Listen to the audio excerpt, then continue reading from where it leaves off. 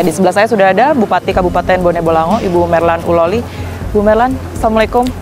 Sehat? Waalaikumsalam warahmatullahi wabarakatuh. Alhamdulillah sehat walafiat. Alhamdulillah sehat walafiat. Bu Merlan, ini publik kemudian juga rakyat Indonesia semuanya prihatin ya dengan apa yang kemudian ini terjadi di Bone Bolango tentunya. Tetapi di balik keprihatinan tersebut ini muncul satu fakta, Bu, yang kemudian ini diketahui oleh banyak publik berkaitan dengan adanya penambangan emas ilegal ternyata di Bone Bolango ini. Ini kalau disebut ada pembiaran dari Pemda melakukan aktivitas penambangan ini, Anda meresponnya seperti apa, Bu Merlan?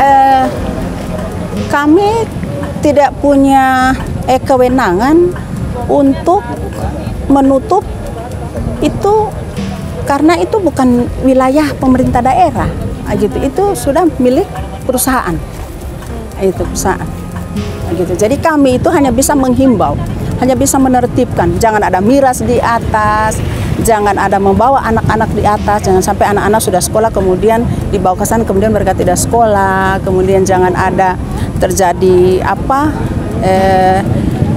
praktek-praktek yang kurang baik seperti itu di atas. Itu saja yang menjadi himbauan kami. Itu terkait untuk pemberian izin untuk melarang sampai di sana jangan naik. Ya, itu kan bukan lahan pemerintah daerah. Begitu. Nah, hanya yang menjadi tuntutan masyarakat penambang ini adalah mereka ingin diberi izin. Nah, berikan izin untuk mereka penambang agar mereka legal.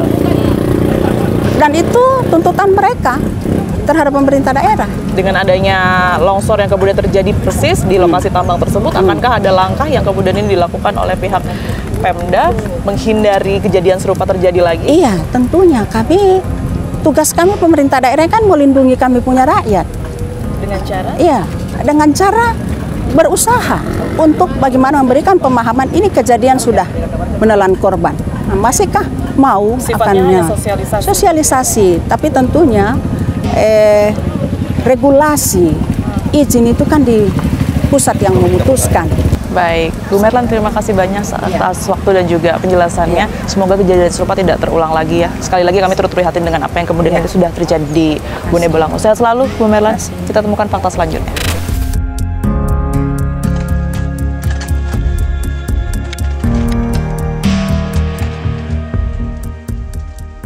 Pak Kapolda, terima kasih waktunya untuk fakta.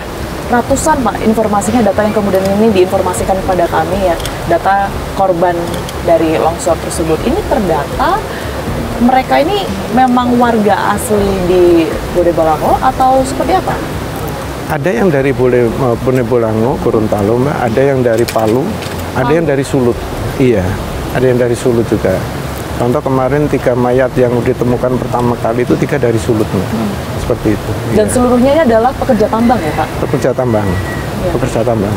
Nah, informasinya juga kan ini kan pekerjaan yang mereka kerjakan, artinya penggalian tambang emas ini disebut ilegal, tidak memiliki izin. Informasi yang masuk kepada pihak kepolisian sejauh ini bagaimana, Pak? Karena kan ada beberapa titik juga ternyata sumur-sumur itu. Betul.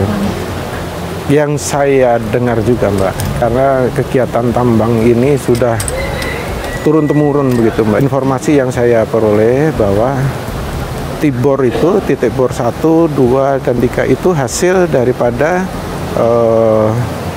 perusahaan atau PT itu mengebor. Karena tidak dilanjutkan, makanya masyarakat masuk di situ. Seperti itu. Karena ada yang di titik bor 1, 2, 3, 17, 18, seperti itu, Mbak, 19. Cuma karena hasil bor itu terus tidak ditindaklanjuti, maka masyarakat datang seperti itu, Mbak. Nah, untuk yang peti ini sudah lama sekali, Mbak. Kalau tidak salah itu sejak tahun 1973. 1973. Itu sudah ada kegiatan seperti itu. Tapi kalau yang tanpa izinnya, apakah dari pihak kepolisian sudah pernah mungkin berusaha untuk menindak begitu, Pak? Sering. Mereka-mereka yang ada di sekitaran. Betul. Sekarang yang saat ini menjadi korban begitu ya? Sering, Mbak. Kami melakukan penindakan, Kami berhadapan langsung dengan warga, dengan masyarakat. Kami pernah dihadang, pernah di ini seperti itu. Dihadang? Iya, itu memang dinamika, Mbak, ya, dinamika seperti itu. sering kami melakukan penindakan. Dan yang menyebabkan mereka kembali melanjutkan aktivitas tersebut, apakah juga ada kesulitan dari pihak kepolisian untuk melakukan pendekatan mungkin dengan warga yang melakukan penambangan itu? Betul. Kalau penyuluhan terus kami lakukan, Mbak, penyuluhan supaya mereka menyadari tentang bahayanya juga, ya, dan menyadari tentang bahayanya juga, dan bahwa apa yang dilakukan itu ilegal. Itu kami selalu melakukan penyuluhan-penyuluhan, sosialisasi. Baik, terima kasih banyak Sama-sama, informasi Mbak. dan juga waktu yang sudah diberikan kepada kami, Pak Kapolda. Mbak. Sehat selalu. Operasi pencarian korban longsor Gorontalo telah dihentikan, pemirsa. Dari total secara keseluruhan sebanyak 325 korban, 27 diantaranya ini ditemukan dalam kondisi meninggal dunia, dan 15 di antara mereka ini masih belum berhasil ditemukan hingga hari ini. Sementara itu, berkaitan dengan aktivitas penambangan emas secara ilegal, baik itu pemerintah daerah maupun juga pihak kepolisian mengaku mereka kesulitan untuk mengatasi para pekerja yang sudah sering kali diperingatkan. Dengan adanya kejadian ini, baik itu sosialisasi maupun juga peringatan untuk melarang para pekerja melakukan aktivitas penambangan emas secara ilegal ini akan semakin gencar dilakukan agar kejadian serupa atau longsor yang telah terjadi ini merupakan peristiwa yang terakhir kalinya. Saksikan terus Fakta setiap hari Senin pukul 20 waktu Indonesia Barat hanya di TV One.